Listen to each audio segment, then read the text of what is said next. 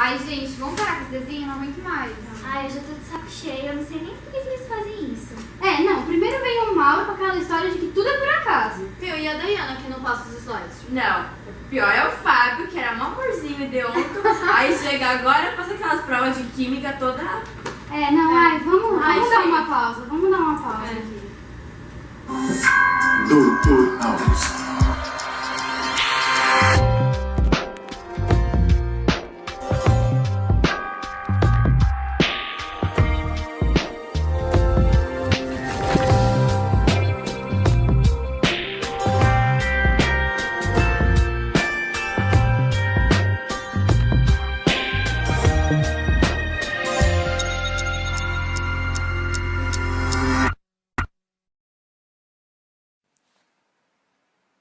Para.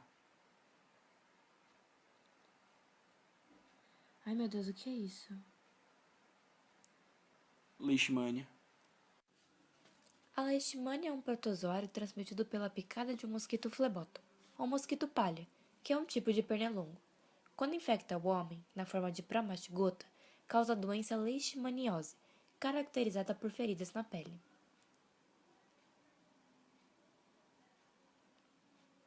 Assim que o sistema imune reconhece a infecção, o protozoário é fagocitado por um macrófago e é envolvido em um fagossomo, ou vacúolo parasitóforo. Neste fagossomo, o macrófago começa a mandar enzimas para digerir a leishmania, que se modifica para a forma de amastigota, totalmente resistente ao nosso sistema imune. A partir daí, ela começa a se multiplicar por fissões binárias sucessivas até romper a membrana do macrófago, sendo liberada para todo o tecido.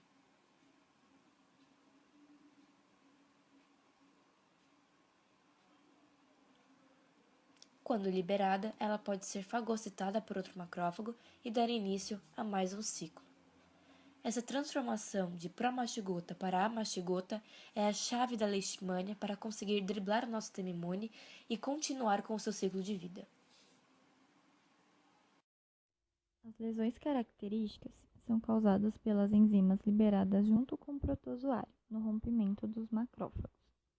Essas lesões podem estar presentes na pele, caracterizando a forma cutânea, e na mucosa, como boca e nariz, podendo causar até uma desfiguração facial. Esta forma é chamada de mucocutânea. Na forma visceral, o protozoário atinge a corrente sanguínea, se alojando no baço e no fígado. Ela pode causar febre, perda de peso, crescimento do baço do fígado e anemia. Através desses sintomas é gerada a suspeita da doença, e o diagnóstico é feito por exames laboratoriais. A biópsia é um método utilizado nas formas cutânea e mucocutânea. Já os testes imunológicos, como imunofluorescência indireta e ELISA, são usados na forma visceral. Ai, gente, tira esse episódio, já viu? Ah, nossa, tá chato mesmo. Nossa, deixa nos minutos Não. do programa. Ai, deixa aí,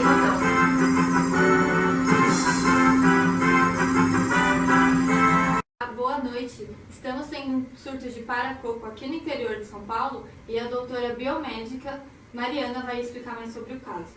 Bom, a paracoccidioidomicose, também conhecida como paracoco, é um fungo dimórfico, ou seja, depende da temperatura para sua expressão morfológica e da patogenicidade. Seu agente etiológico é a Paracoccioides brasiliensis. Entre 35 e 37 graus, ela sofre uma transição e cresce seu estágio de leviduriforme, e assim é patogênico. Essa doença também é conhecida como PMC, e ela é adquirida através da inalação de propágulos produzidos pelo fungo durante a fase micelial. O crescimento nessa fase ele é vagaroso entre 23 e 27 graus. Estes alcançam os alvéolos pulmonares e se transformam em leveduras e crescem no parênquima pulmonar, podendo disseminar-se para os outros órgãos. A interação patógeno e hospedeiro é um complexo de ação recíproca entre os mecanismos de defesa do hospedeiro em tentativa do micro-organismo patogênico em driblar o sistema imune. Muito obrigada, doutora Mariana. Agora vamos falar com a doutora Suzana, que ela vai explicar um pouco mais o caso. Muito obrigada. Boa noite, eu sou a doutora Suzana e eu vou explicar como o paracoco dribla o sistema imune.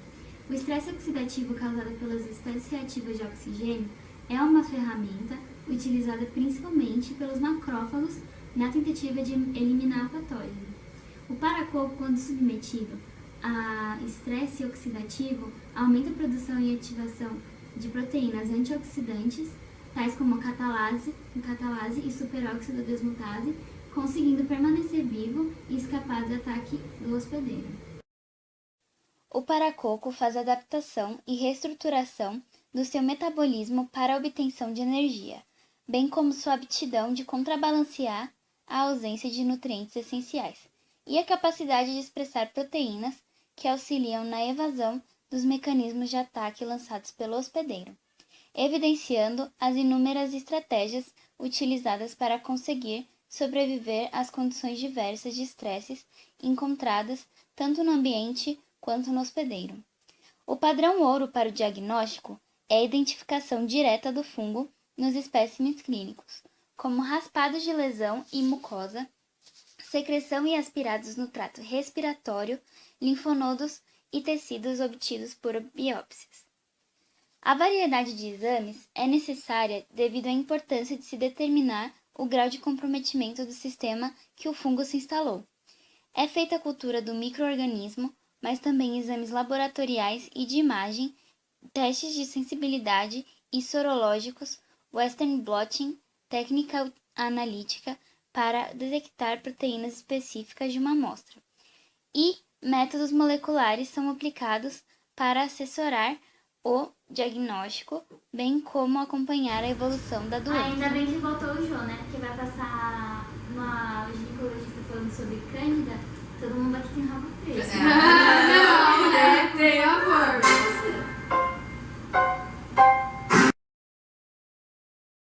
Ela vai falar sobre candidíase. Ela está lançando um livro sobre outro assunto, que é sobre paracoco. Ana Beatriz Barbosa Silva, venha pra cá.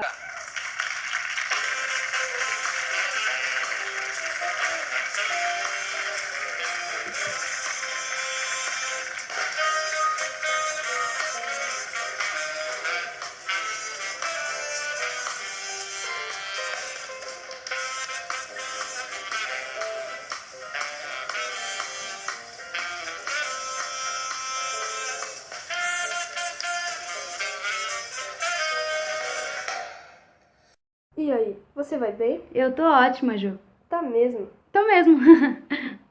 Você já esteve no programa falando sobre paracoccidioides brasiliensis e cocoidiose. Como o fungo driblo, o sistema imune. Isso. Agora vamos falar da candidíase. Como é a candidíase? A candidíase é causada por um fungo do gênero Cândida, Ju. Ela faz parte da nossa microbiota. Nas mulheres está presente principalmente na vagina. Fatores como estresse, uso de antibióticos, deficiência imunológica e até mesmo calças muito apertadas, entre outros, fazem com que sua proliferação seja descontrolada. Se você tem diabetes ou uma diminuição da imunidade, você possui um risco maior de desenvolver uma infecção vaginal. Se Cândida causar uma infecção, essa infecção pode manifestar-se na vagina, assim como na região dos lábios. Os sintomas da candidíase vaginal são coceira na vagina e em torno dela, uma queimação dentro e ao redor da vagina, dor durante a micção, relação sexual, corrimento vaginal intenso, vermelhidão e inchaço da parede vaginal e dos lábios. Normalmente existem vagas queixas. Muitas vezes a infecção vaginal não produz nenhum sintoma, por isso o tratamento não é necessário nesses casos. Em muitos casos, o seu médico pode fazer um diagnóstico, baseado nas suas queixas e em características externas. Se as queixas indicarem uma infecção fúngica vaginal, o seu médico poderá fazer um exame interno. Então, coleta-se um pouco de secreção vaginal para análise. Candida albicans pode ser identificada através do microscópio. E a nossa imunidade? Então, há duas imunidades, inata e adaptativa, conhecidas também como celular e humoral. estão envolvidas na proteção contra a infecção por Candida albicans. Embora cada uma possa contribuir de maneira diversa nos diferentes sítios de infecção, a imunidade inata contribui por meio de macrófagos e neutrófilos, que são considerados as principais células envolvidas na defesa do hospedeiro contra infecções. Essas células dominam a proteção contra a candidemia. Enquanto a imunidade celular estiver ativada, predominantemente por citocinas das células TCD4, protegem as mucosas da infecção. Em relação à imunidade humoral, existem controvérsias entre estudos clínicos e modelos em animais. Mas nós não temos resposta imune, então como que esses fungos ainda acabam com a gente? Ela possui meios de enganar nosso sistema imune e assim potencializar a sua ação e duração, podendo trazer prejuízos maiores. Uma evasina muito perigosa para o nosso corpo é o biofilme. O biofilme é um sistema organizado composto por micro-organismos unicelulares que formam uma estrutura multicelular, garantindo a sobrevivência coletiva.